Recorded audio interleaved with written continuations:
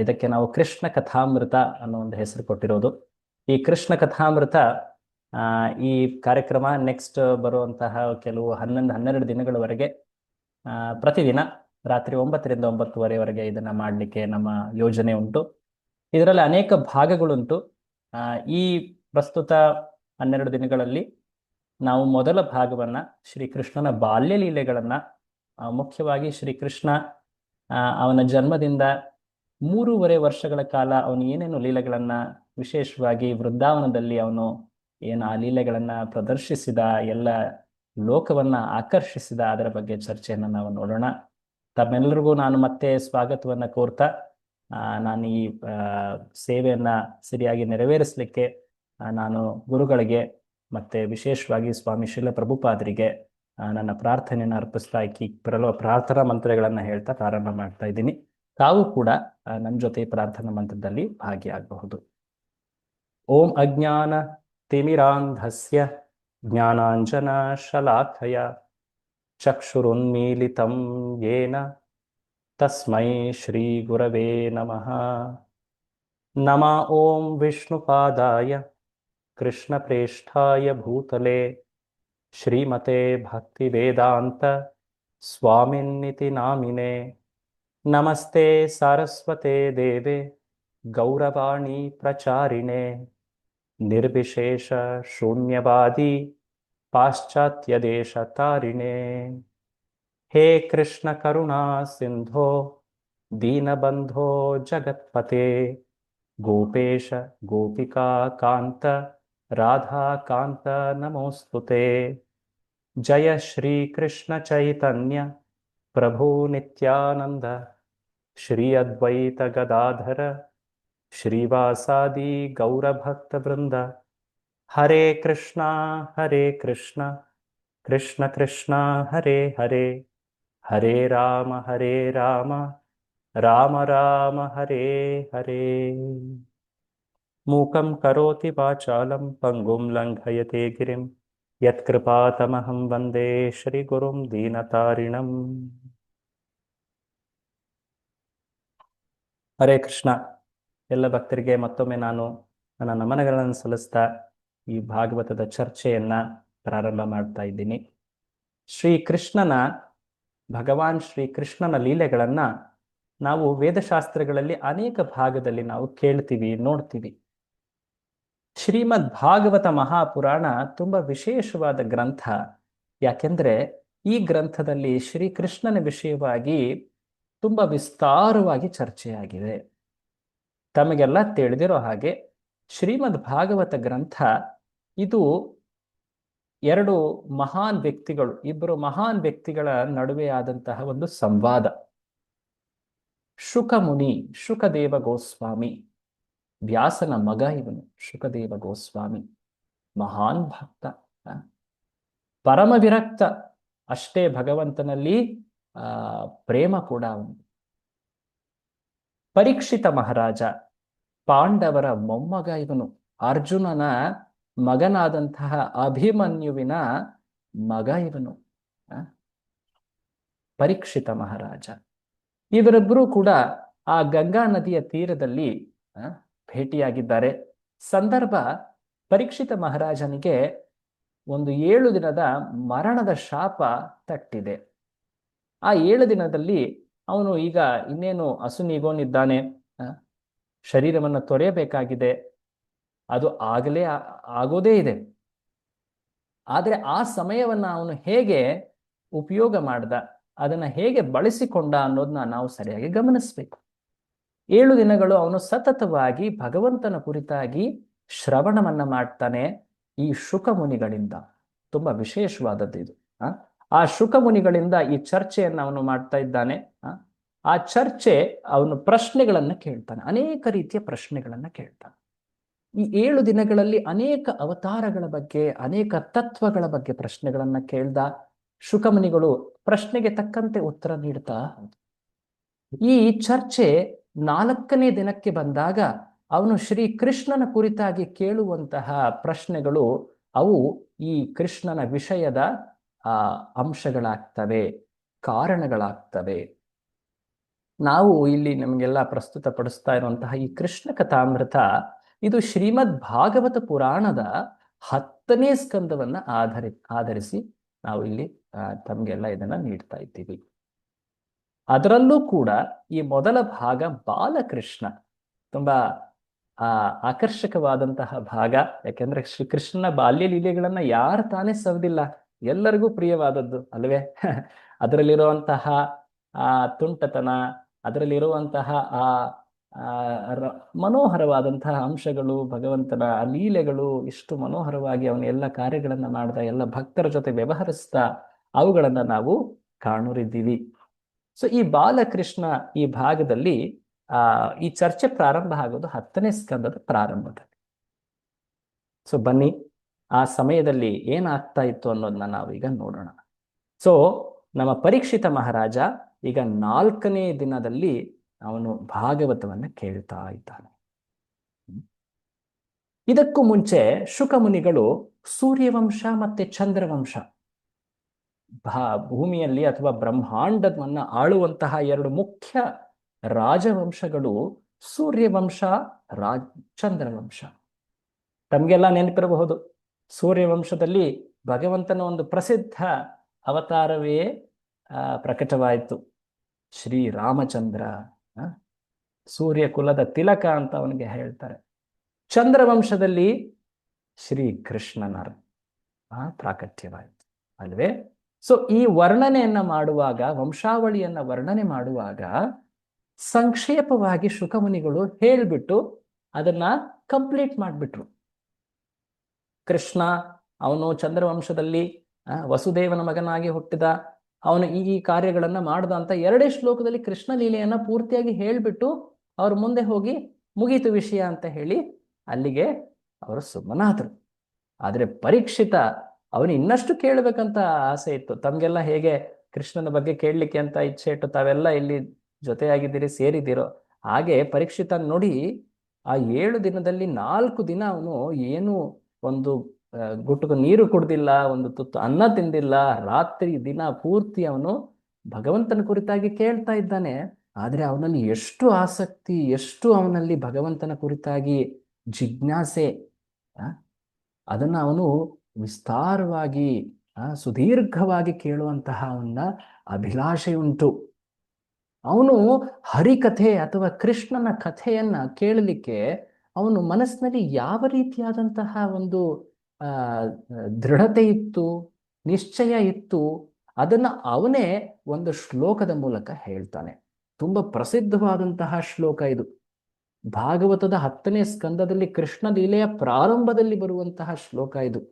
ಈ ಶ್ಲೋಕದಲ್ಲಿ ಅವನು ಹೇಳ್ತಾನೆ, ಈ ಕೃಷ್ಣ ಲೀಲೆ ಏನಿದೆಯಲ್ಲ, ಇದು ಭೌತಿಕ ಜಗತ್ತಿನಿಂದ ನಿವೃತ್ತರಾದವರು, ಪೂರ್ತಿಯಾಗಿ ವಿರಕ್ತರಾದವರು, ಅವರೂ ಕೂಡ ಕೃಷ್ಣ ಲೀಲೆಯನ್ನು ಕೇಳಿ ಮನಸ್ಸಿನ ಆನಂದವನ್ನು ಪಡಿತಾರೆ. ಯಾಕೆಂದ್ರೆ ಕೃಷ್ಣ ಕಥೆ ಅಥವಾ ಕೃಷ್ಣ ಲೀಲೆ ಅದು ಭೌತಿಕವಲ್ಲ. ಕೃಷ್ಣ ಒಬ್ಬ ಸಾಮಾನ್ಯ ಭೌತಿಕ ವ್ಯಕ್ತಿ ಅಲ್ಲ. ಅವನು ಮಾಡಿದ ಲೀಲೆಗಳು, ಅವನ ಕಾರ್ಯಗಳು ಎಲ್ಲವೂ ಕೂಡ ದಿವ್ಯ. ಹಾಗಾಗಿ ಮುಕ್ತಾತ್ಮರೂ ಕೂಡ ಕೃಷ್ಣ ಲೀಲೆಗಳನ್ನ ಕೇಳ್ತಾರೆ. ನೆನಪಿನಲ್ಲಿಡಿ, ಮುಕ್ತಾತ್ಮರಿಗೆ ಕೃಷ್ಣ ಲೀಲೆ ಒಂದು ರಸದೌತಣವಿದ್ದಂತೆ, ರಸಾಯನದಂತೆ. ಸಾಧಕ ಭಕ್ತರಿಗೆ, ನಮ್ಮಂತೆ ಎಲ್ಲ ಭಕ್ತರೇನಿದ್ದಾರೆ ಇಲ್ಲಿ, ನಮ್ಮಂತೆ ಏನು ಭಕ್ತರೆಲ್ಲ ಇದ್ದಾರಲ್ಲ, ಎಲ್ಲ ಭಗವಂತನ ಕುರಿತಾಗಿ ಕೇಳ್ತಾ ಇದ್ದೀವಿ, ಅದರ ಜೊತೆಗೆ ನಮಗೂ ಭೌತಿಕದಲ್ಲೂ ಕೂಡ ಆಸಕ್ತಿ ಸ್ವಲ್ಪ ಉಂಟು. ನಮ್ಮಂಥವರಿಗೆ ಕೃಷ್ಣ ಲೀಲೆ ಅಥವಾ ಹರಿಕಥೆ ಔಷಧವಿದ್ದಂತೆ. ಮುಕ್ತಾತ್ಮರಿಗೆ ರಸಾಯನದಂತೆ, ಸಾಧಕರಿಗೆ ಔಷಧಿಯಂತೆ. ಸಂಸಾರಿಗಳಿಗೆ ಅಥವಾ ಭಕ್ತಿಯಲ್ಲಿ ಯಾರಿಗೆ ಆಸಕ್ತಿ ಇಲ್ಲವೋ ಅವರಿಗೂ ಕೂಡ ಹರಿಕತೆ ತುಂಬಾ ಆಕರ್ಷಕ. ಯಾಕೆಂದ್ರೆ ಅದು ತುಂಬಾ ಮನೋಹರವಾಗಿದೆ. ಅದರಲ್ಲಿರುವಂತಹ ಕಾರ್ಯಗಳು, ಲೀಲೆಗಳೆಲ್ಲವೂ ಕೂಡ ಆಕರ್ಷಕವಾಗಿವೆ. ಭಗವಂತನ ಆ ಪ್ರತಿಯೊಂದು ಕಾರ್ಯ ಕೂಡ ಎಷ್ಟು ವಿಶೇಷ, ಸಾಮಾನ್ಯರಂತಲ್ಲ ಭಗವಂತನ ಕಾರ್ಯಗಳು. ಸೊ ಮುಕ್ತಾತ್ಮರಿಗೆ ರಸಾಯನ, ಸಾಧಕರಿಗೆ ಔಷಧ, ಸಂಸಾರಿಗಳಿಗೆ ಅದು ಮನೋಹರ ವಿಷಯ. ಇಂತಹ ಕೃಷ್ಣ ಲೀಲೆಯನ್ನ ಯಾರು ತಾನೇ ಕೇಳೋದಿಲ್ಲ? ಈ ಮಾತನ್ನ ಹೇಳ್ತಾ ಇರೋರು ಯಾರು? ನೆನಪು ಮಾಡ್ಕೊಳ್ಳಿ, ಯಾರು ಹೇಳ್ತಾ ಇದ್ದಾರೆ ಈ ಮಾತನ್ನ? ಯಾರು ಹೇಳ್ತಾ ಇದ್ದಾರೆ ಈ ಮಾತನ್ನ? ಹ ಈ ಮಾತನ್ನ ಹೇಳ್ತಾ ಇರೋರು ಪರೀಕ್ಷಿತ. ಪರೀಕ್ಷಿತ ರಾಜ ಅವನು ಹೇಳ್ತಾ ಇದ್ದಾನೆ. ಹಾಗಾಗಿ ಶುಕಮುನಿಗಳೇ, ದಯವಿಟ್ಟು ನನಗೆ ಆ ಕೃಷ್ಣ ಕಥೆ, ಹರಿಕಥೆಯ ಔತಣವನ್ನ ನೀಡಿ. ನಾನು ಈ ಅನ್ನ ನೀರು ಕುಡ್ದಿಲ್ಲ ಅಂತ ನೀವು ಅಯ್ಯೋ ಪಾಪ ಇವನು ಏನು ಊಟನೇ ಮಾಡಿಲ್ಲ, ನೀರು ಕುಡ್ದಿಲ್ಲ, ಹಾಗಾಗಿ ಇಲ್ಲಿಗೆ ನಾವು ನಿಲ್ಲಿಸ್ಬಿಡೋಣ ಅಂತ ನೀವೇನು ಯೋಚನೆ ಮಾಡಬೇಡಿ. ನೀವು ನೀಡ್ತಾ ಇರುವಂತಹ ಈ ಭಗವಂತನ ವರ್ಣನೆ ಏನಿದೆಯಲ್ಲ, ಇದಕ್ಕಿಂತ ಮಿಗಿಲಾದದ್ದು ಏನೂ ಇಲ್ಲ. ನನಗೆ ಯಾವುದೇ ಹಸಿವು ಮತ್ತೆ ನೀರಡಿಕೆಯ ತೊಂದರೆ ಇಲ್ಲ. ಅವುಗಳ ಪ್ರಭಾವ ನನ್ನ ಮೇಲೆ ಇಲ್ಲ. ಹಿಂದೊಮ್ಮೆ ಆ ಪ್ರಭಾವ ಇತ್ತು, ಆದರೆ ನಿಮ್ಮ ಈ ಹರಿಕಥೆಯನ್ನ ಕೇಳೋದ್ರಿಂದ ನನಗೆ ಆ ಪ್ರಭಾವದ ಯಾವುದೇ ಕಿಂಚಿತ್ತು ಕೂಡ ನನ್ನ ಮೇಲೆ ಆ ಇಫೆಕ್ಟ್ ಆಗ್ತಾ ಇಲ್ಲ, ಆ ಪ್ರಭಾವ ಇಲ್ಲ. ದಯವಿಟ್ಟು ನೀವು ಭಗವಂತನ ಕುರಿತಾಗಿ, ಶ್ರೀಕೃಷ್ಣನ ಕುರಿತಾಗಿ ಇನ್ನಷ್ಟು ವಿಸ್ತಾರವಾಗಿ ಹೇಳಿ. ಶಾರ್ಟ್ ಬ್ರೀಫ್ ಮಾಡಬೇಡಿ ನನಗೆ ಅಂತ ಪರೀಕ್ಷಿತ ಕೇಳ್ತಾನೆ. ಅವನು ಕೇಳಿದ್ಮೇಲೆ ಅವನು ಪ್ರಶ್ನೆ ಕೇಳ್ತಾನೆ. ತುಂಬಾ ವಿಶೇಷವಾದಂತಹ ಪ್ರಶ್ನೆಗಳಿವು. ನೋಡಿ, ಮೊದಲನೇ ಪ್ರಶ್ನೆ ಏನ್ ಕೇಳ್ತಾನೆ ಅಂತ. ಸುನಿಲ್ ಪ್ರಭು, ಮೊದಲನೇ ಪ್ರಶ್ನೆ ಓದಿ. ಇಂಟ್ರೆಸ್ಟಿಂಗ್ ಇದೆ ಮೊದಲನೇ ಪ್ರಶ್ನೆ. ಎಸ್ ಪ್ರಭು. ಹರೇ ಕೃಷ್ಣ. ಬಲರಾಮನನ್ನು ದೇವಕಿ ಮತ್ತು ರೋಹಿಣಿಯ ಮಗ ಎಂದು ಹೇಗೆ ಕರೆಯುತ್ತಾರೆ? ಬಲರಾಮ, ಈಗ ನೋಡಿ, ಯಾವುದೇ ಒಬ್ಬ ವ್ಯಕ್ತಿ ಒಬ್ಬ ತಾಯಿ ಮಗ ಆಗಿರ್ತಂತಾನೆ, ಅವನು ಒಬ್ಬ ತಾಯಿಯಿಂದ ಜನ್ಮ ಪಡಿತಂತಾನೆ. ಆದ್ರೆ ಬಲರಾಮನ್ನ ದೇವಕಿಯ ಮಗ ಅಂತಾನು ಕರೀತಾರೆ, ರೋಹಿಣಿಯ ಮಗ ಅಂತಾನು ಕರೀತಾರೆ. ಯಾಕೆ? ಒಬ್ಬ ವ್ಯಕ್ತಿ ಎರಡು ತಾಯಿಯಂದಿರಿಂದ ಹೇಗೆ ಜನ್ಮ ಪಡಿಲಿಕ್ಕೆ ಸಾಧ್ಯ? ಅದಲ್ಲದೆ ಈ ಭಗವಂತ ಕೃಷ್ಣ ಅವನು ಹುಟ್ಟಿದ ತಕ್ಷಣವೇ ತನ್ನ ಮನೆಯನ್ನ, ತನ್ನ ತಂದೆ ತಾಯಿಯನ್ನ ತೊರೆದು ಇನ್ನೊಂದು ಮನೆಗೆ ಯಾಕೆ ಹೋದ? ಸಾಮಾನ್ಯವಾಗಿ ಜಗತ್ತಿನಲ್ಲಿ ಯಾವೊಬ್ಬ ಮಗು ಜನ್ಮ ಪಡೆದ ಮೇಲೆ ಸಾಕಷ್ಟು ದಿನಗಳವರೆಗೆ ಆ ಮನೆಯಿಂದ ಹೊರಗಡೆ ಕೂಡ ಕರ್ಕೊಂಡು ಬರೋದಿಲ್ಲ, ಅಲ್ವಾ? ನಮ್ಗೆಲ್ಲ ಗೊತ್ತಿರ್ಬೋದು ಈ ಅಂಶ. ಮೊದಲನೇ ಬಾರಿ ಅವ್ರ ದೇವಸ್ಥಾನ ಕರ್ಕೊಂಡು ಬರ್ತಾರೆ, ಪೂಜೆ, ಅನ್ನ ಏನು ಇದನ್ನ ಮಾಡಿಸ್ತಾರೆ, ಅನಂತರ ಹೊರಗಡೆ ಕರ್ಕೊಂಡು ಹೋಗ್ತಾರೆ. ಆದ್ರೆ ಹುಟ್ಟಿದ ತಕ್ಷಣವೇ ಈ ಮಗುವನ್ನ ಬೇರೊಂದು ಕಡೆ ವರ್ಗಾಯಿಸಲಾಯಿತು. ಅರೆ, ಯಾಕೆ? ಅಂತ ದುಸ್ಥಿತಿ ಏನಾಗಿತ್ತು? ಅದಲ್ಲದೆ ಈ ಕೃಷ್ಣ ಬೆಳೆದ ಮೇಲೆ ತನ್ನ ಸಂಬಂಧಿಕರ ಜೊತೆ ಎಲ್ಲಿದ್ದ? ಅವನು ಸಾಕಷ್ಟು ದಿನಗಳ ಕಾಲ ವೃಂದಾವನದಲ್ಲಿದ್ದ, ತಂದೆ ತಾಯಿ ಎಲ್ಲ ಸಂಬಂಧಿಕರನ್ನ ದೂರ ಇದ್ದ. ಆನಂತರ ಅವ್ರನ್ನೆಲ್ಲ ಬಿಟ್ಬಿಟ್ಟು ಅವನು ಬೇರೆ ಕಡೆ ಹೋದ. ಆ ಜನರು ಎಲ್ಲ ಕೊರಗ್ತಾ ಇದ್ರು. ಅವನು ವೃಂದಾವನದಲ್ಲಿ ಏನ್ ಮಾಡ್ದ? ಮಥುರೆಯಲ್ಲಿ ಏನ್ ಮಾಡ್ದ? ಅವನ ಮಾವನಾದಂತ ಕಂಸನನ್ನೇ ಕೊಂದುಬಿಟ್ನಂತೆ. ಅಯ್ಯೋ, ಸಂಬಂಧಿಕನನ್ನೇ ಕೊಂದುಬಿಟ್ಟ. ಅದರಲ್ಲೂ ಮಾವ ಅಂದ್ರೆ ತಂದೆಯಂತೆ. ತನ್ನ ತಾಯಿಯ ಅಣ್ಣನನ್ನೇ ಕೊಂದುಬಿಟ್ಟ ಈ ಕೃಷ್ಣ ಅಂತ ಜನ ಮಾತನಾಡ್ತಾರೆ. ಅವನು ಯಾಕೆ ಕೊಂದ? ಸಂಬಂಧಿಕರನ್ನ ಕೊಲ್ಲೋದು ಮಹಾಪಾಪ ಅಲ್ವೇ? ತಂದೆ ಸ್ವರೂಪನಾದಂತಹ ಮಾವ ಕಂಸನನ್ನೇ ಕೊಂದುಬಿಟ್ಟ. ಅದಲ್ಲದೆ ಕೃಷ್ಣ ಇವನು ಎಷ್ಟು ವರ್ಷಗಳ ಕಾಲ ಈ ಜಗತ್ತಿನಲ್ಲಿ ಲೀಲೆಗಳನ್ನ ತೋರಿಸ್ತಾ, ಅವನು ಅದಲ್ಲದೆ ಸಾಕಷ್ಟು ಸ್ತ್ರೀಯರನ್ನ ವಿವಾಹದಲ್ಲಿ ಸ್ವೀಕರಿಸ್ತಾ, ಎಷ್ಟೊಂದು ಜನ ಅವನಿಗೆ ಹೆಂಡತಿಯರಿದ್ರು ಅಂತ ಮಾತಾಡ್ತಾರೆ. ಇದ್ರ ಬಗ್ಗೆ ಸ್ವಲ್ಪ ವರ್ಣನೆ ಕೊಡಿ ನೀವು. ಸಾಕಷ್ಟು ಅಪಾರ್ಥಗಳಿವೆ ಕೃಷ್ಣನ ಬಗ್ಗೆ. ನೀವು ಸ್ವಲ್ಪ ಸ್ಪಷ್ಟವಾಗಿ ತಿಳಿಸಿ. ಎಷ್ಟು ವರ್ಷಗಳ ಕಾಲ ಒಂದು ದ್ವಾರಕೆಯಲ್ಲಿ ರಾಜ ನಿರ್ವಹಣೆ ಮಾಡ್ದ, ಇವೆಲ್ಲವುಗಳನ್ನ ತಿಳಿಸಿ ನೀವು. ಅದಲ್ಲದೆ ನನಗೆ ತೋಚದೇ ಇರುವಂತಹ ಪ್ರಶ್ನೆಗಳಿಗೂ ಕೂಡ ನೀವು ಉತ್ತರ ಹೇಳಬೇಕು ಶುಕಮುನಿಗಳೇ. ದಯವಿಟ್ಟು ನೀವು ಶಾರ್ಟ್ ಮಾಡಬೇಡಿ, ಸಂಕ್ಷೇಪ ಮಾಡಬೇಡಿ, ವಿಸ್ತಾರವಾಗಿ ಹೇಳಿ ಅಂತ ಕೇಳ್ತಾ ಇದ್ದಾನೆ. ಯಾರು ಕೇಳ್ತಾ ಇದ್ದಾರೆ?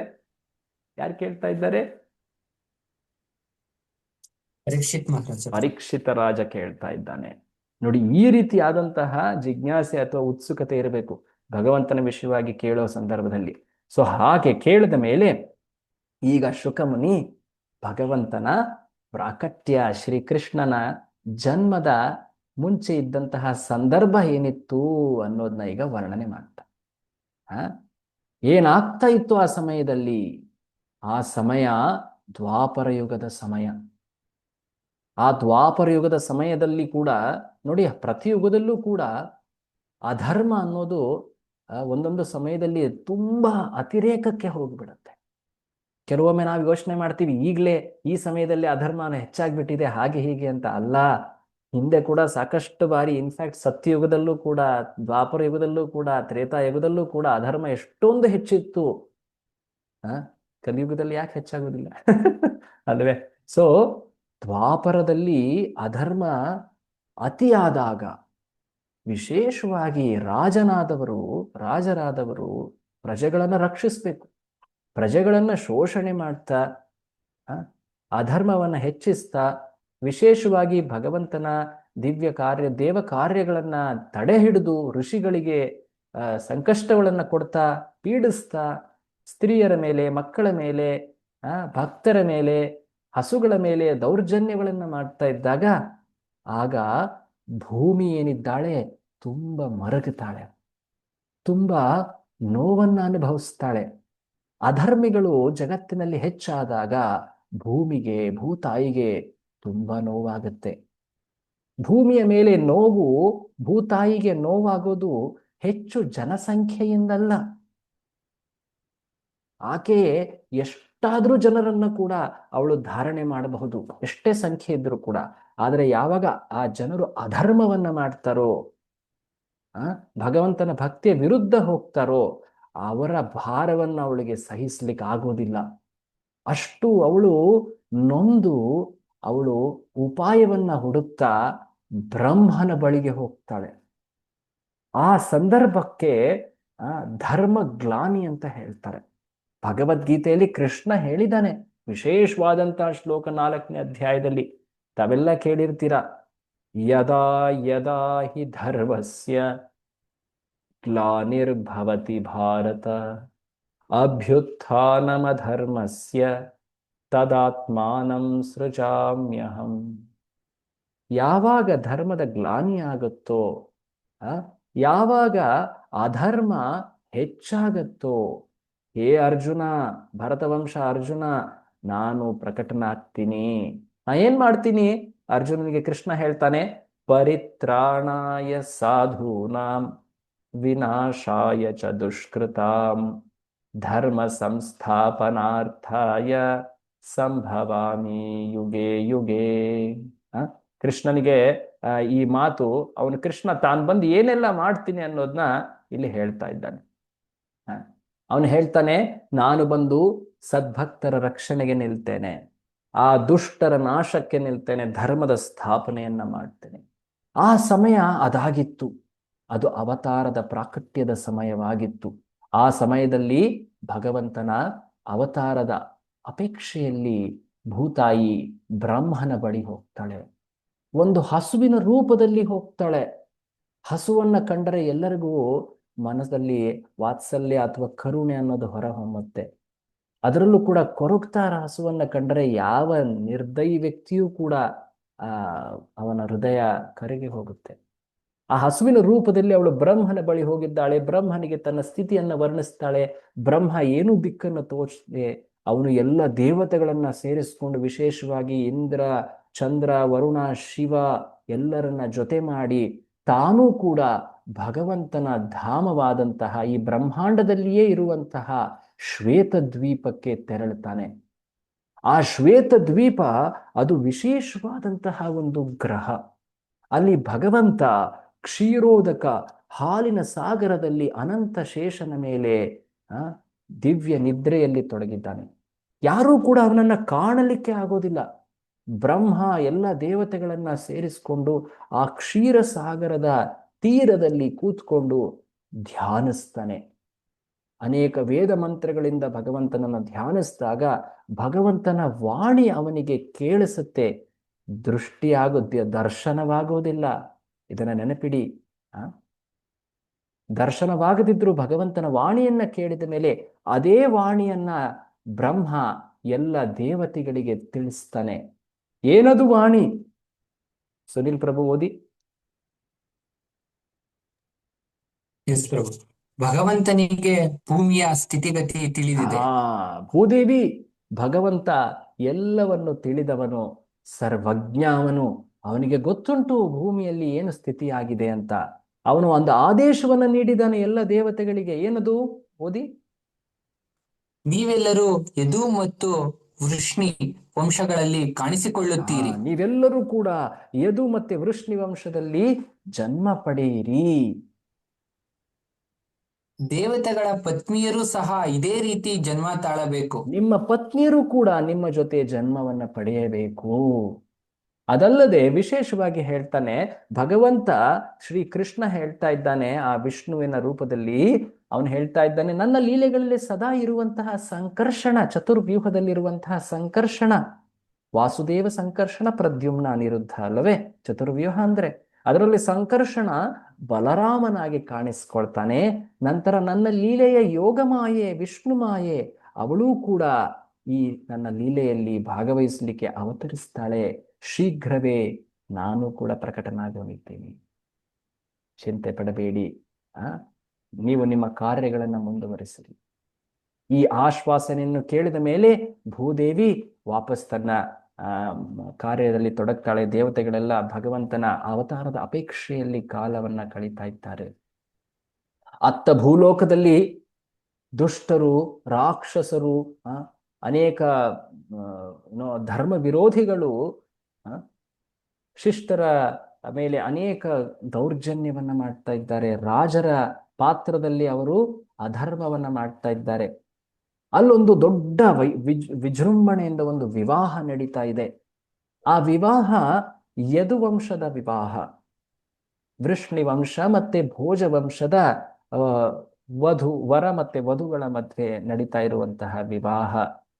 ಅದು ದೇವಕಿ ಮತ್ತು ವಸುದೇವರ ಮಧ್ಯೆ ಆಗ್ತಾ ಇರುವಂತಹ ವಿವಾಹ. ವಸುದೇವ ಇವನು ವೃಷ್ಣಿ ವಂಶದವ, ದೇವಕಿ ಈಕೆ ಭೋಜ ವಂಶದವಳು. ಇವರ ವಿವಾಹ ನಡೀತಾ ಇದೆ. ಯದುವಂಶದ ಮುಖ್ಯಸ್ಥನಾದವ ಶೂರಸೇನ ಅವನು ಮಥುರೆಯಲ್ಲಿ ಆಳ್ವಿಕೆ ಮಾಡ್ತಾ ಇದ್ದ. ಆಗ ಭೋಜವಂಶದ ರಾಜನಾದಂತಹ ಉಗ್ರಸೇನ ಅವನ ದತ್ತುಪುತ್ರಿ ದೇವಕಿ ಅವಳ ವಿವಾಹವನ್ನ ವಸುದೇವನ ಜೊತೆ ನಡೆಸಲಾಗ್ತಾ ಇದೆ. ಆ ಉಗ್ರಸೇನನ ಇನ್ನೊಬ್ಬ ಮಗ ಕಂಸ ಅವನು ದುಷ್ಟ ರಾಕ್ಷಸ. ಆದರೂ ಕೂಡ ಅವನು ಯದುಕುಲದಲ್ಲಿಯೇ ಆಳ್ವಿಕೆಯನ್ನ ನಡೆಸ್ತಾ ಇದ್ದಾನೆ. ಅವನ ಸ್ನೇಹಿತರು ಅನೇಕ ರಾಕ್ಷಸರು, ಜರಾಸಂಧ, ಇಲ್ವಲ, ಪ್ರಬಲ, ಪ್ರಲಂಬ, ತೃಣಾವರ್ತ, ಅನೇಕ ಅಸುರರೆಲ್ಲರೂ ಅವನ ಮಿತ್ರರಾಗಿದ್ದಾರೆ. ಆದರೂ ಕೂಡ ಅವನು ತನ್ನ ತಂಗಿಯ ಮೇಲಿರುವಂತಹ ಪ್ರೀತಿಯನ್ನ ಜಗತ್ತಿಗೆ ತೋರಿಸ್ಲಿಕ್ಕೆ ಅಂತ ಅನೇಕ ಸೇವೆಗಳನ್ನು ಮಾಡ್ತಾ ಇದ್ದಾನೆ. ವಿಶೇಷವಾಗಿ ಈ ವಿವಾಹದಲ್ಲಿ ತುಂಬಾ ದೊಡ್ಡ ಪ್ರಮಾಣದಲ್ಲಿ ವರದಕ್ಷಿಣೆಯನ್ನು ನೀಡಲಾಯಿತು. ಆಕೆಯ ಮೇಲೆ ಪ್ರೀತಿಯನ್ನ ತೋರಿಸ್ಲಿಕ್ಕೆ ಉಗ್ರಸೇನ ಅವನು ಇದನ್ನ ವರದಕ್ಷಿಣೆಯನ್ನ ನೀಡ್ತಾ ಇದ್ದಾನೆ. ಅದಲ್ಲದೆ ಅಣ್ಣನಾದಂತಹ ಕಂಸ ತಾನೇ ಆ ರಥವನ್ನ ನವವಿವಾಹಿತರಾದಂತಹ ವಧುವರರಾದಂತಹ ದೇವಕಿ ವಸುದೇವರು ಇರುವಂತಹ ರಥವನ್ನ ತಾನೇ ನಡೆಸ್ತಾ ಇದ್ದಾನೆ. ಇಷ್ಟೊಂದು ಪ್ರೀತಿ. ದೇವಕಿ ಭಗವಂತನ ಭಕ್ತಳು, ವಸುದೇವ ಭಗವಂತನ ಭಕ್ತ. ಇಷ್ಟೊಂದು ಪ್ರೀತಿ ಭಗವಂತನ ಮೇಲೆ, ಭಗವಂತನ ಭಕ್ತರ ಮೇಲೆ ಇವನ ಅನ್ಯೋನ್ಯತೆ ಪ್ರೀತಿ ಹೆಚ್ಚಾಗ್ತಾ ಇದೆ ಅಲ್ವಾ. ಆದ್ರೆ ಇವನು ದುಷ್ಟ. ಈ ದುಷ್ಟ ಭಗವಂತನ ಭಕ್ತರ ಮೇಲೆ ಅವನ ಪ್ರೀತಿ ಹೆಚ್ಚಾಗ್ಬಿಟ್ರೆ ಭಗವಂತನ ಪ್ರಾಕಟ್ಯ ವಿಳಂಬ ಆಗೋದಿಲ್ವೇ? ಈ ಯೋಚನೆಯನ್ನ ಮಾಡ್ತಾ ದೇವತೆಗಳು ಅಲ್ಲಿ ಒಂದು ಅಶರೀರವಾಣಿ, ಆಕಾಶವಾಣಿಯನ್ನ ಮೊಳಗಿಸಿದರು. ಆಕಾಶವಾಣಿ ಅಂದ್ರೆ ಏನು? ವ್ಯಕ್ತಿ ಯಾರು ಮಾತನಾಡ್ತಾ ಇದ್ದಾರೆ ಅಂತ ಗೊತ್ತಿಲ್ಲ, ಆದ್ರೆ ಆಕಾಶದಿಂದ ಒಂದು ಮಾತು ಕೇಳಿಸುತ್ತೆ. ಆಗಿನ ಸಮಯದಲ್ಲಿ ಈ ಮಾತನ್ನ ದೇವತೆಗಳ ಮಾತು ಅಂತಾನೆ ಪರಿಗಣಿಸಿ ಅದನ್ನ ಸತ್ಯ ಅಂದೇ ನಡೆಸ್ಕೊಳ್ತಾ ಇದ್ರು. ಕಂಸ ಈ ರೀತಿಯಾಗಿ ತನ್ನ ತಂಗಿಯ ಮದುವೆಯ ರಥವನ್ನ ಎಳಿತಾ ಇರಬೇಕಾದ್ರೆ, ಅದರ ಸಾರಥಿಯಾಗಿ ಅವನು ಕಾರ್ಯ ಮಾಡಬೇಕಾದ್ರೆ ಅಲ್ಲೊಂದು ಧೀರ್ನ ಆಕಾಶವಾಣಿ ಅಲ್ಲಿ ಮೊಳಗ್ತು. ಆ ಆಕಾಶವಾಣಿ ಏನ್ ಹೇಳ್ತು ನೋಡಿ, ಹೇ ಕಂಸ, ನೀನು ಅಬುಧ, ಮೂರ್ಖ, ದುಷ್ಕರ್ಮಿ. ನಿನಗೆ ಗೊತ್ತಿಲ್ವೇ, ನೀನು ಯಾರನ್ನ ಅಷ್ಟು ಪ್ರೀತಿಯಿಂದ ನಡೆಸ್ಕೊಳ್ತಾ ಇದ್ದೀಯೋ, ಅವಳ ಮೇಲೆ ಪ್ರೀತಿಯನ್ನ ತೋರಿಸ್ತಾ ಇದ್ದೀಯೋ, ಅವಳ 8ನೆಯ ಗರ್ಭ ನಿನ್ನನ್ನೇ ಕೊಲ್ಲುತ್ತೆ. ಹೇ ಪಾಪಿ ಕಂಸ, ನೀನು ಮೂರ್ಖ ಅಂತ ಆ ಆಕಾಶವಾಣಿ ಹೇಳ್ಬಿಟ್ಟು ಅಲ್ಲಿಗೆ ನಿಲ್ತು. ತಕ್ಷಣವೇ ಕಂಸ ತನ್ನ ನಿಜ ಸ್ವಭಾವವನ್ನ ತೋರಿಸ್ತಾನೆ. ಆ, ಅವನ ನಿಜ ಸ್ವಭಾವ ಅದು ಆಸುರಿ ಸ್ವಭಾವವಾಗಿತ್ತು. ತಕ್ಷಣವೇ ತನ್ನ ಸೊಂಟದಲ್ಲಿದ್ದಂತಹ ಕತ್ತಿಯನ್ನ, ಖಡ್ಗವನ್ನ ಎತ್ತಿ ಆ ಹಸುಳೆ, ಆ ಆ, ತುಂಬ ಮುಗ್ಧಳಾದಂತಹ ಆ ದೇವಕಿಯ ಕೂದಲನ್ನ ಹಿಡಿದು ಕೆಳಗೆಳೆದು ಅವಳನ್ನ ಕೊಲ್ಲಲಿಕ್ಕೆ ಅಂತ ಹೇಳಿ ಮುಂದೆ ಹೋಗ್ತಾ ಇದ್ದಾನೆ. ಅವಳ ಶಿರಚ್ಛೇದವನ್ನ ಮಾಡಲಿಕ್ಕೆ ಮುಂದೆ ಹೋಗ್ತಾ ಇದ್ದಾನೆ. ಇಲ್ಲಿವರೆಗೆ ಎಷ್ಟು ಪ್ರೀತಿಯನ್ನ ತೋರಿಸಿದ್ದ, ಆದ್ರೆ ಅದೇ ವ್ಯಕ್ತಿಯನ್ನ ಕೊಲ್ಲಲಿಕ್ಕೆ ಮುಂದೆ ಆಗ್ತಾ ಇದ್ದಾನೆ. ಕೆಲವು ಕ್ಷಣಗಳ ಹಿಂದೆ ಎಷ್ಟು ಪ್ರೀತಿ, ಎಷ್ಟು ಅನ್ಯೋನ್ಯತೆ. ಆದ್ರೆ ನೋಡಿ, ಅಸುರರು ಅಂದ್ರೆ ಹೀಗೆ, ರಾಕ್ಷಸ ಸ್ವಭಾವ ಅಂದ್ರೆ ಹೀಗೆ, ಸ್ವಾರ್ಥ ಅಂದ್ರೆ ಹೀಗೆ ಅಲ್ವೇ? ಜಗತ್ತಿನಲ್ಲಿ ವ್ಯಕ್ತಿ ಸ್ವಾರ್ಥಿ ಆದ್ರೆ ಅವನು ಯಾವ ಸಂಬಂಧವನ್ನೂ ಕೂಡ ಮರೆತು ಎಂತಹ ದುಷ್ಕಾರ್ಯಕ್ಕೂ ಕೂಡ ಮುಂದಾಗ್ತೇನೆ ಅನ್ನೋದಕ್ಕೆ ಕಂಸ ಒಂದು ಉತ್ತಮವಾದಂತಹ ಉದಾಹರಣೆ. ಈ ರೀತಿ ತನ್ನ ಹೆಂಡತಿಯ ಪ್ರಾಣ ಇನ್ನೇನು ಒಂದು ಕ್ಷಣದಲ್ಲಿ ಹೋಗೇ ಬಿಡುತ್ತೆ ಅನ್ನೋ ಆ ಸಂದರ್ಭವನ್ನ ಕಾಣ್ತಾ ಇದ್ದಾನೆ ವಸುದೇವ. ಆ ವಸುದೇವ ಅವನು ಪರಮ ಭಕ್ತ. ಅವನ ಜನ್ಮದ ಸಮಯದಲ್ಲೇ ಭಗವಂತ ನಿನ್ನಿಂದ ಹುಟ್ಟುತ್ತಾನೆ ಅಂತಹ ದೇವತೆಗಳು ತುತೂರಿಯನ್ನು ಊದಿದ್ರು.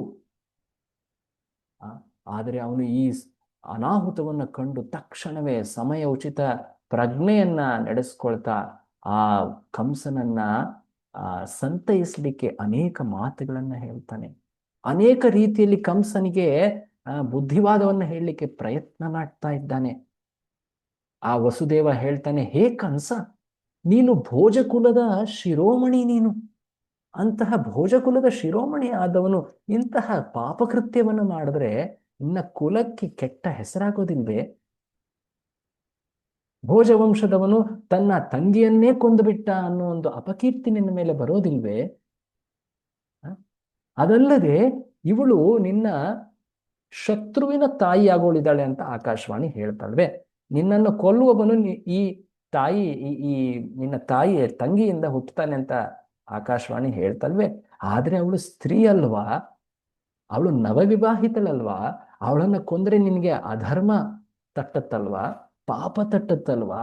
ಈ ರೀತಿ ಅಪಖ್ಯಾತಿ ನಿನಗೆ ಬೇಕಾ? ಅದಲ್ಲದೆ ಅವಳು ನಿನ್ನ ತಂಗಿ, ಭಗಿನಿ. ತಂಗಿಯನ್ನ ಮಗಳಂತೆ ನೋಡಬೇಕು, ಮಗಳಂತೆ ಅವಳ ರಕ್ಷಣೆಯನ್ನ ಮಾಡಬೇಕು.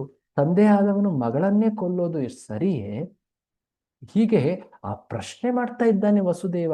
ನನ್ನ ಹೆಂಡತಿಯ ಪ್ರಾಣದಾನವನ್ನ ಮಾಡಿ ನನಗೆ ನೀನು ಕೃಪೆಯನ್ನ ತೋರಿಸೋ ಅಂತ ಬೇಡ್ಕೊಳ್ತಾ ಇದ್ದಾನೆ ವಸುದೇವ. ಅದಲ್ಲದೆ ಅವನು ಹೇಳ್ತಾನೆ, ಮದುವೆ ದಿನಾನೇ ತಂಗಿಯನ್ನ ಕೊಂದ್ರೆ ನಿನ್ನ ಮೇಲೆ ಪಾಪದ ಕಳಂಕ ನಿನಗೆ ತಟ್ಟುತ್ತೆ. ಈ ಪಾಪವನ್ನ ನೀನು ತೊರಿಲಿಕ್ಕೆ ಆಗೋದಿಲ್ಲ. ಅನೇಕ ವರ್ಷಗಳ ಅನೇಕ ಪುಣ್ಯ ಮಾಡಿದ್ರೂ ಕೂಡ ಇದರಿಂದ ನೀನು ದೂರ ಆಗ್ಲಿಕ್ಕೆ ಆಗೋದಿಲ್ಲ. ದಯವಿಟ್ಟು ಈ ರೀತಿಯಾದಂತಹ ಕಾರ್ಯ ಮಾಡಬೇಡ. ಇಷ್ಟು ಹೇಳಿದ್ರು ಕೂಡ ಅವನ ಚಿತ್ತದಲ್ಲಿ ಯಾವುದೇ ಬದಲಾವಣೆ ಆಗ್ತಾ ಇಲ್ಲ. ಆಗ ವಸುದೇವ ಆತ್ಮಜ್ಞಾನದ ಮಾತು ಹೇಳೋಣ ಅಂತ ಹೇಳಿ ಆತ್ಮ ಮತ್ತೆ ಶರೀರದ ಭೇದವನ್ನ ಹೇಳ್ತಾ ಇದ್ದಾನೆ. ಹೇ ಕಂಸ, ಜನ್ಮ ಪಡೆದವನು ಒಂದಲ್ಲ ಒಂದು ದಿನ ಸಾಯ್ತಾನೆ ತಾನೆ. ಇವತ್ತು ಸಾಯ್ತಾನೋ, ನಾಳೆ ಸಾಯ್ತಾನೋ, 100 ವರ್ಷ ಆದ್ಮೇಲೆ ಸಾಯ್ತಾನೋ, ಒಂದಲ್ಲ ಒಂದಿನ ಸಾಯ್ಲೇಬೇಕು. ಪ್ರತಿಯೊಬ್ಬ ಈ ಜಗತ್ತಿನಲ್ಲಿ ಹುಟ್ಟಿದವನು ಒಂದಲ್ಲ ಒಂದಿನ ಸಾವನ್ನಪ್ಪಲೇಬೇಕು. ಹಾಗಂತ ಹೇಳಿ ಪಾಪ ಕಾರ್ಯಗಳನ್ನ ಮಾಡಿದ್ರೆ ಅದರಿಂದ ಮುಂದಿನ ಜನ್ಮದಲ್ಲಿ ನೀನು ಕೊರಗ್ತೀಯ. ಮರಣ ಅನ್ನೋದು ನಿಶ್ಚಿತ, ಅದು ಪ್ರತಿಯೊಬ್ಬರಿಗೂ ದಕ್ಕತ್ತೆ. ಮುಂದಿನ ಜೀವನ ಅನ್ನೋದು ಕರ್ಮದ ಅನುಸಾರವಾಗಿರುತ್ತೆ. ನಿನ್ನ ಕರ್ಮವನ್ನ ಸರಿಯಾಗಿಟ್ಕೋ, ಪಾಪವನ್ನ ಮಾಡಬೇಡ. ನಾವು ಪ್ರತಿ ಜನ್ಮದಲ್ಲಿ ಹೊಸ ಶರೀರವನ್ನ ಪಡಿತೀವಿ. ಕನಸಿನಲ್ಲಿ ಅನೇಕ ರೀತಿಯ ಶರೀರಗಳನ್ನು ಪಡೆದಿರ್ತೀವಿ. ಆ ಕನಸು ಕೊನೆ ಆದ ಮೇಲೆ ಆ ಶರೀರಗಳು ನಾಶವಾಗ್ತವಲ್ವೇ? ಅವು ಅಶಾಶ್ವತ. ಹಾಗೆಯೇ ಈ ಜನ್ಮದಲ್ಲಿ ಪಡೆದಿರೋ ಶರೀರ ಇದು ಕೂಡ ಅಶಾಶ್ವತ. ಈ ಅಶಾಶ್ವತ ಶರೀರಕ್ಕೋಸ್ಕರ ನೀನು ಪಾಪವನ್ನ ಮಾಡಿದ್ರೆ ಮುಂದಿನ ಜನ್ಮದಲ್ಲಿ ಎಷ್ಟು ನಿನಗೆ ನೋವುಂಟಾಗತ್ತೆ ಗೊತ್ತುಂಟಾ? ಹೀಗೆ ಪ್ರಶ್ನೆ ಮಾಡ್ತಾ ಇದ್ದಾನೆ ವಸುದೇವ. ಇಷ್ಟೆಲ್ಲ ಪ್ರಶ್ನೆ ಹೇಳಿದ್ರೂ ಕೂಡ ಈ ದುಷ್ಟ ಕಂಸನಲ್ಲಿ ಯಾವುದೇ ಪರಿವರ್ತನೆಯನ್ನ ಕಾಣದೆ ವಸುದೇವ ಯೋಚನೆ ಮಾಡ್ತಾನೆ, ಅಯ್ಯೋ, ಇಷ್ಟೊಂದು ನಾನು ಇವನಿಗೆ ಕಾರಣಗಳನ್ನ ಹೇಳಿದ್ರು ಕೂಡ ಇವನು ಒಪ್ಪುತ್ತಾ ಇಲ್ವಲ್ಲ. ಈ ಸಮಯದಲ್ಲಿ ನಾನು ಸಮಯ ಪ್ರಜ್ಞೆಯನ್ನು ಉಪಯೋಗಿಸಿ ಹೇಗಾದರೂ ಮಾಡಿ ನನ್ನ ಹೆಂಡತಿಯ ರಕ್ಷಣೆಯನ್ನು ಮಾಡಬೇಕು. ಒಬ್ಬ ವ್ಯಕ್ತಿ ಬುದ್ಧಿ ಇರೋವರೆಗೂ ಅವನು ತನ್ನ ಪ್ರಾಣ ರಕ್ಷಣೆಯನ್ನ ಮಾಡಬೇಕು, ತನ್ನವರ ಪ್ರಾಣ ರಕ್ಷಣೆಯನ್ನ ಮಾಡಬೇಕು. ಹಾಗಾಗಿ ನಾನು ಈ ಪ್ರತಿಜ್ಞೆಗೆ ಬರ್ತೇನೆ. ಏನದು? ನನ್ನ ಭವಿಷ್ಯದಲ್ಲಿ ಹುಟ್ಟುವಂತ ನನ್ನ ಎಲ್ಲ ಮಕ್ಕಳನ್ನ ನಾನು ನಿನಗೆ ನೀಡ್ತೀನಿ ಅನ್ನೋ ಒಂದು ಮಾತನ್ನ ನಾನು ಇವನಿಗೆ ನೀಡ್ತೇನೆ. ಅಟ್ಲೀಸ್ಟ್ ಆ ಮಾತಿನಿಂದ ಆದ್ರೂ ಅವನ ನನ್ನ ಹೆಂಡತಿಯ ಪ್ರಾಣ ರಕ್ಷಣೆಯನ್ನ, ಪ್ರಾಣದಾನವನ್ನ ನೀಡಲಿ. ಮುಂದೆ ಗಂಡು ಮಕ್ಕಳು ಹುಟ್ಟುತ್ತಾರೋ ಅನ್ನೋ ಭರವಸೆ ಎಲ್ಲಿದೆ? ಆ ಗಂಡು ಮಕ್ಕಳು ಹುಟ್ಟೋ ಮುಂಚೆನೆ ಕಂಸ ಮರಣವನ್ನ ಹೊಂದಬಹುದು, ಅಥವಾ ಗಂಡು ಮಕ್ಕಳು ಹುಟ್ಟಿದ ಮೇಲೂ ಕೂಡ ಕಂಸ ಸಾಯದೇ ಇರಬಹುದು. ಭವಿಷ್ಯವನ್ನ ಯಾರು ಕಂಡಿದ್ದಾರೆ? ಹಾಗಾಗಿ ತಕ್ಷಣ ಈಗಿನ ಸ್ಥಿತಿಯಲ್ಲಿ ನನ್ನ ಹೆಂಡತಿಯ ಪ್ರಾಣ ರಕ್ಷಣೆಯನ್ನ ಮಾಡಲಿಕ್ಕೆ ನಾನು ಈ ಮಾತನ್ನ ಹೇಳ್ತೀನಿ ಅಂತ ವಸುದೇವ ಈ ಮಾತನ್ನ ಹೇಳಿದಾಗ ಕಂಸ ಆ ಮಾತನ್ನ ಒಪ್ತಾನೆ. ಸದಾಚಾರಿಯಾದಂತಹ ವಸುದೇವನ ಮೇಲೆ ವಿಶ್ವಾಸ ಅವನಿಗೆ. ಇವನೆಂದು ಸುಳ್ಳಾಡೋದಿಲ್ಲ, ಹೇಳಿದಂತೆ ನಡೀತಾನೆ. ಪ್ರತಿ ಮಗುವನ್ನ ನನಗೆ ಒಪ್ಪಿಸ್ತೀನಿ ಅಂತ ಹೇಳಿದಾನೆ, ಅದು ಮಾಡೇ ಮಾಡ್ತಾನೆ. ಅದರಂತೆ ನಮ್ಮ ಈ ಕಂಸನಿಗೆ ಆ ವಸುದೇವ ತನ್ನ ಮೊದಲ ಮಗುವನ್ನ ಒಪ್ಪಿಸ್ಲಿಕ್ಕೆ ಬರ್ತಾನೆ, ಅದು ಜನ್ಮ ಪಡೆದ ಮೇಲೆ. ಕೆಲವೊಬ್ರು ಯೋಚನೆ ಮಾಡಬಹುದು, ಅರೆ ವಸುದೇವ ಇಷ್ಟೊಂದು ಕ್ರೂರಿ ಯಾಕೆ ಆದ? ತನ್ನ ಮಗುವನ್ನೇ ಕೊಲ್ಲಲಿಕ್ಕೆ ಆ ಕ್ರೂರಿ ಕೊಲೆಗಾರನ ಕೈಗೆ ಯಾಕೆ ಕೊಟ್ಟ ತನ್ನ ಮಗುವನ್ನ? ಇಷ್ಟೊಂದು ಕ್ರೂರತನ ಯಾಕೆ ಈ ವಸುದೇವನಲ್ಲಿ ಅಂತ. ಆದರೆ ವಸುದೇವ ನೋಡಿ, ಅವನು ಒಬ್ಬ ಸಾಧು ಪುರುಷ, ಅವನು ಒಬ್ಬ ಪರಮ ಕರುಣಾಮಯಿ, ಅವನು ಪರಮ ಭಕ್ತ. ಅವನ ಹೃದಯದಲ್ಲಿ ನೋವಿತ್ತು, ಆದರೆ ಭಗವಂತನ ಪ್ರಾಕಟ್ಯಕ್ಕೋಸ್ಕರ ಅವನು ಭಕ್ತನಾಗಿದ್ದರಿಂದ ಅವನು ಇಂತಹ ಸಹಿಸಲಾಗದಂತಹ ನೋವನ್ನು ಕೂಡ ನುಂಗಿ ನಡೀತಾ ಇದ್ದಾನೆ.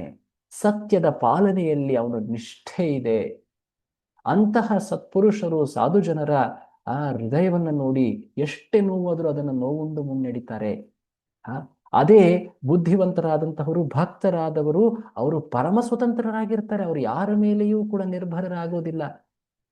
ಅದೇ ಈ ಕ್ರೂರಿಯಾದಂತಹ ಈ ಕಂಸನೇನಿದ್ದಾನೆ, ಅವನ ದುಷ್ಟತನಕ್ಕೆ ಏನು ಸೀಮೆ ಇದೆಯೇ? ಅದು ಕೂಡ ಅವನು ತಪ್ಪು ಮಾಡ್ತಾ ಇದ್ದಾನೆ. ಎಷ್ಟು ದುಷ್ಟ ಅವನು! ಆ ಹಸುಳೆ ಮಕ್ಕಳನ್ನ ಕೊಲ್ಲಲಿಕ್ಕೆ ಮುಂದಾಗ್ತಾ ಇದ್ದಾನೆ. ಅಂತ ನೀಚ ಕಂಸ ಅವನು. ಅದೇ ಈ ಭಕ್ತನಾದಂತಹ ವಸುದೇವ ಭಗವಂತನ ಸ್ಮರಣೆಯಲ್ಲಿ ಎಂಥ ದೊಡ್ಡ ತ್ಯಾಗವನ್ನ ಮಾಡ್ತಾ ಇದ್ದಾನೆ, ಎಷ್ಟು ದೊಡ್ಡ ನೋವನ್ನ ಸಹಿಸ್ಕೊಳ್ತಾ ಇದ್ದಾನೆ. ಭಗವಂತನ ಇಚ್ಛೆಯ ಮುಂದೆ ಆಗ್ಲಿ, ಅದರಂತೆ ನಡೆಯೋಣ, ಅದು ಲೋಕ ಕಲ್ಯಾಣಕ್ಕೆ ಭಗವಂತನ ಪ್ರಾಕಟ್ಯವಾದ್ರೆ ಅದೆಲ್ಲರಿಗೂ ಕೂಡ ಲಾಭವನ್ನ ಮಾಡುತ್ತೆ ಅನ್ನೋ ಒಂದು ಆ ನಿಷ್ಠೆಯಿಂದ ವಸುದೇವ ತನ್ನ ಮೊದಲ ಮಗುವನ್ನ ಕಂಸನಿಗೆ ನೀಡಲಿಕ್ಕೆ ಮುಂದೆ ಹೋಗ್ತಾನೆ. ಆಗ ಕಂಸನ ಮನಸ್ಸಿನಲ್ಲೂ ಏನೋ ಪರಿವರ್ತನೆ ಆಯ್ತು. ಬೇಡ ಬೇಡ, ಈ ಮೊದಲ ಮಗು ಕೀರ್ತಿಮಾನ್ ನಿನ್ನ ಹತ್ತಿರವೇ ಇರಲಿ, ನನಗೆ 8ನೇ ಮಗುವಿನಿಂದ ಆತಂಕ ಅಥವಾ ಅಪಾಯ ಇರೋದು, ಈ ಮಗುವು ನನಗೆ ಬೇಡ ಅಂತ ಹೇಳ್ತಾನೆ.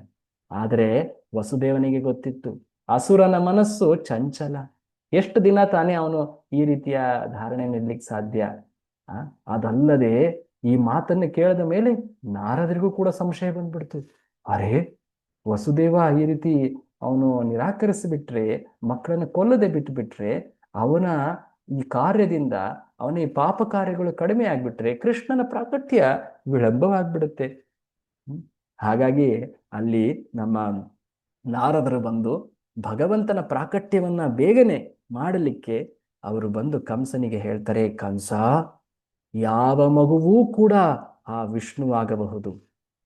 ನಿನ್ನ ಈ ಯದುಕುಲ ವೃಷ್ಣಿಕುಲದಲ್ಲಿ ಹುಟ್ಟಿರೋರೆಲ್ಲ ದೇವತೆಗಳು, ಇದನ್ನು ನಾನು ಕೇಳಿದ್ದೀನಿ. ಅವರೆಲ್ಲರೂ ನಿನ್ನ ಶತ್ರುಗಳು. ನಿನ್ನ ಹಿಂದಿನ ಜನ್ಮ ಕಾಲನೇಮಿ, ನೀನು ಹಿಂದಿನ ಜನ್ಮದಲ್ಲಿ ನೀನೊಬ್ಬ ರಾಕ್ಷಸನಾಗಿದ್ದೆ. ಆಗ ನಿನ್ನನ್ನ ಕೊಲ್ಲಲಿಕ್ಕೆ ವಿಷ್ಣುವೇ ಬಂದಿದ್ದ. ಈ ನಿನ್ನ ಯದುಕುಲದವರು, ವೃಷ್ಣಿಕುಲದವರು ಎಲ್ಲರೂ ಕೂಡ ನಿನ್ನ ವೈರಿಗಳು. ಯಾವ ಮಗುವೂ ಕೂಡ ನಿನ್ನ ಅಂತ್ಯದ ಕಾರಣವಾಗಬಹುದು, ನೆನಪಿಡು ಅಂತ ಹೇಳಿ ನಾರದ ಹೇಳಿ ಅಲ್ಲಿಂದ ಹೊರಟು ಬಿಟ್ಟ.